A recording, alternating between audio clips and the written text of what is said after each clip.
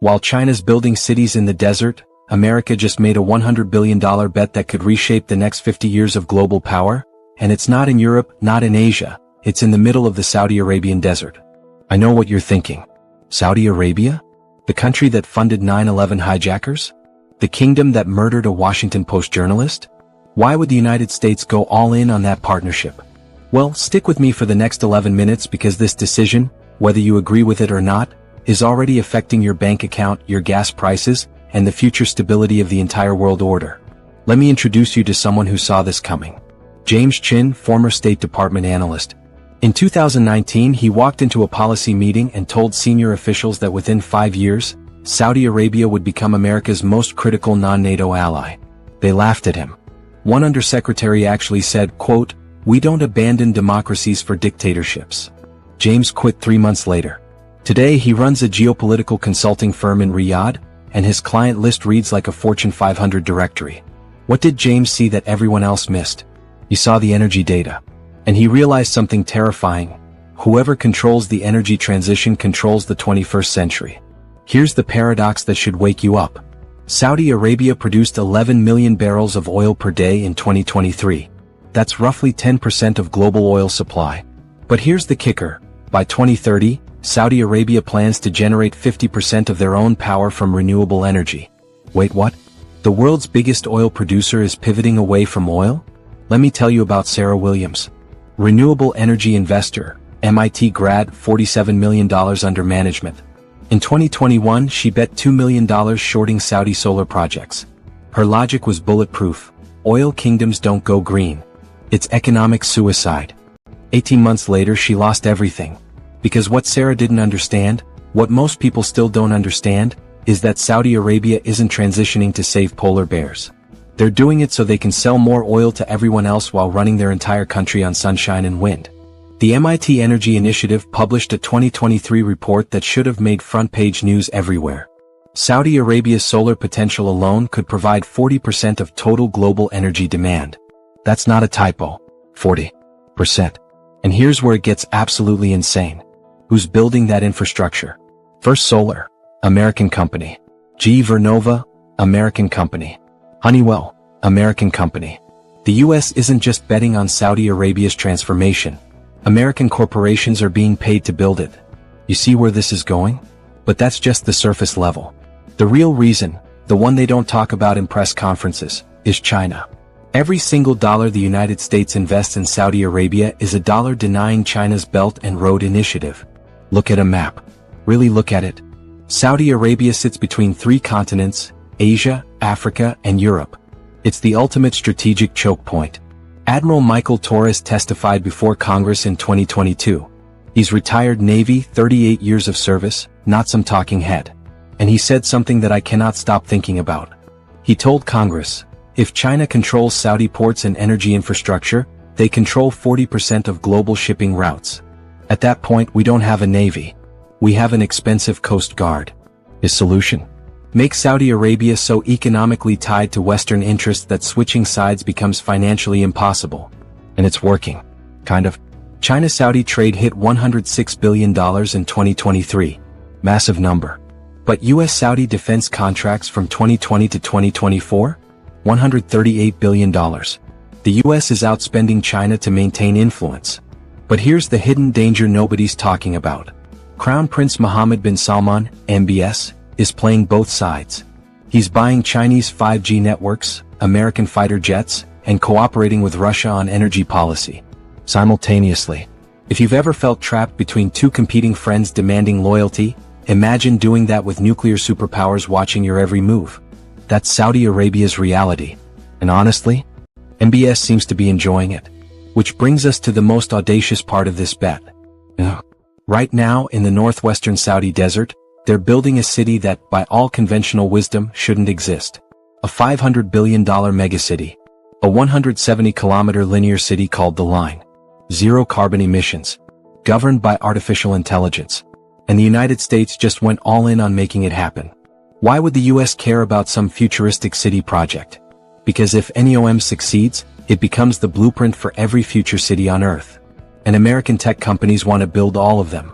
Dr. Emily Hassan is an urban planner who consulted on NEOM in 2021. She told me something that perfectly captures what's really happening here. She said, "During my first meeting, I came prepared with feasibility studies and construction timelines. They stopped me after 5 minutes. They weren't asking, 'Can we do this?' They were asking, 'Which American AI companies can make this happen?'" It hit her like a truck. NEOM isn't a city. It's a trillion-dollar showcase for Western technology. Think about it.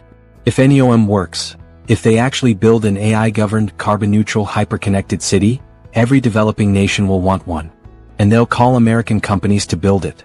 A Harvard Kennedy School analysis from 2024 found that urban innovation districts generate 300% more patent applications than traditional cities. NEOM could become the Silicon Valley of physical infrastructure. So the United States gets technological dominance, Saudi Arabia gets a future-proof economy, and everyone wins, right? Not exactly. Here's what they don't put in the press releases. 21,000 members of the Hawatat tribe were forcibly relocated to make room for NEOM. 3 were executed for resisting, according to ALXT, a human rights organization, in 2023. This is the dark side of betting big. Progress built on suffering. And it's why some CIA analysts are privately sounding alarms that this partnership could backfire spectacularly. But let's go deeper.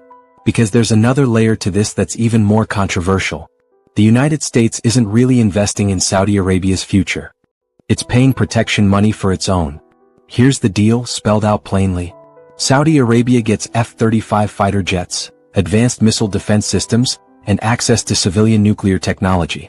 The United States gets oil price stability, an anti-Iran alliance, and military bases within striking distance of 3 continents.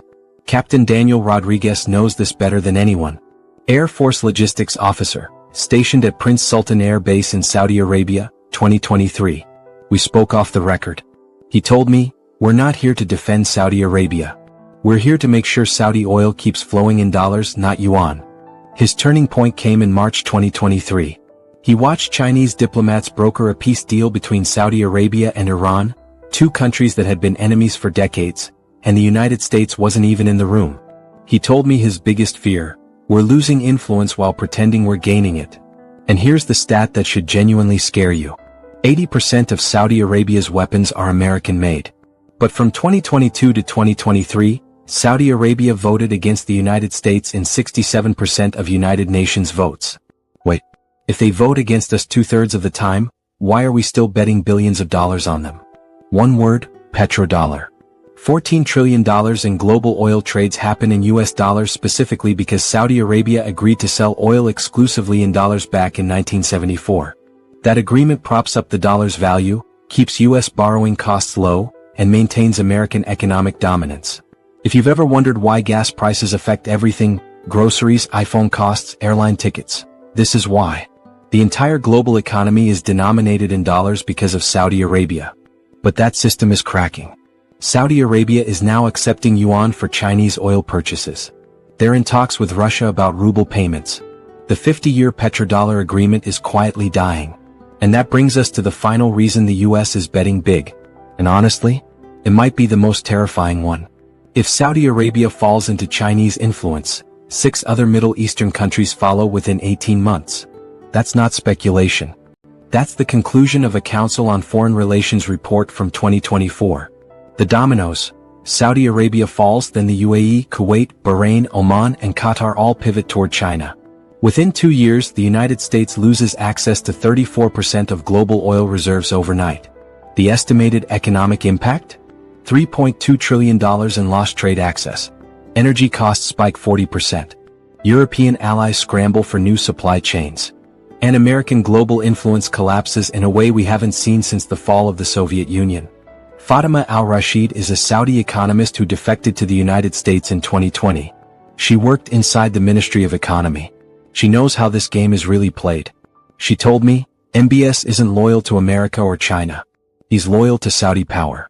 Whoever offers more in the moment wins. Her prediction haunts me.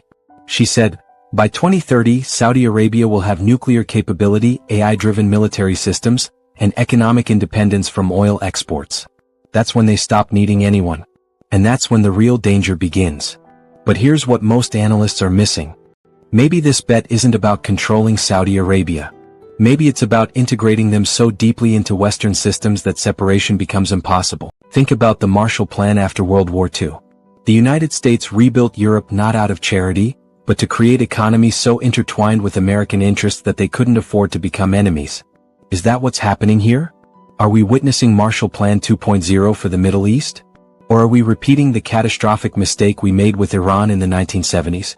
Because here's the unspoken risk that keeps Pentagon officials awake at night.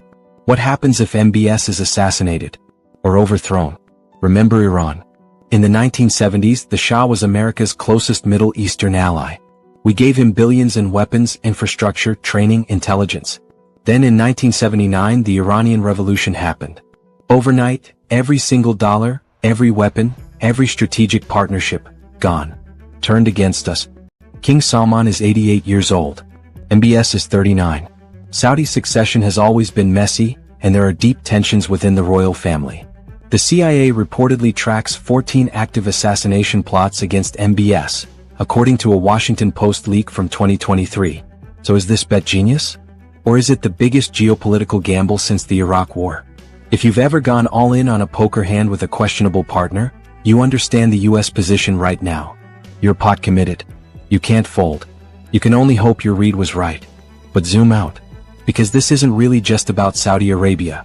This is about whether the United States can adapt to a multipolar world. The era of American unilateral dominance is over. Everyone knows it. The question is, what comes next? The new strategy isn't domination. It's creating dependent partnerships. Making allies so economically integrated that betrayal becomes too expensive. There are three possible outcomes here. Best case scenario, Saudi Arabia becomes the South Korea of the Middle East. Economically integrated with the West, militarily allied with the US, but culturally and politically independent. Stable. Prosperous. A buffer against Chinese expansion. Middle case scenario, Saudi Arabia plays permanent neutral. Takes investments from everyone. Sells oil to China, buys weapons from America, cooperates with Russia. Basically becomes a Middle Eastern version of India, frustrating to work with but ultimately not hostile. Worst case scenario, the investment fails. NUM becomes a $500 billion desert ruin. Saudi Arabia pivots fully toward a China-Russia axis. The US loses the Middle East entirely and with it, energy security and strategic depth. Georgetown's Security Studies program published research in 2024 that concluded, the outcome depends entirely on the next 36 months of policy decisions. We are living through the pivotal moment. Right now. Whether you're an investor, a voter, or just someone trying to pay bills and live your life, this bet affects you directly. It affects energy costs, military spending, global stability, the value of your retirement account. This isn't abstract geopolitics. This is your wallet. So here's what I need to know. If you were the US president right now, would you double down on Saudi Arabia, or would you pivot to renewable independence and cut ties completely? Drop a Saudi flag emoji if you think Saudi Arabia becomes the next superpower. Drop an American flag if you think the US maintains dominance. And if you think China's already won this game, tell me why in the comments. I'll be reading every single one because honestly, I'm not sure I have the answer either. Next video, I'm covering the one country that's betting against Saudi Arabia, and their plan might actually work. Hit subscribe so you don't miss it. Because whether you love this bet or hate it, you're paying for it. If you enjoyed this video, smash that like button, hit subscribe, and drop your thoughts in the comment below. I'm bringing you fresh content every day that you won't want to miss. Turn on notification to be the first to know when the next video drops.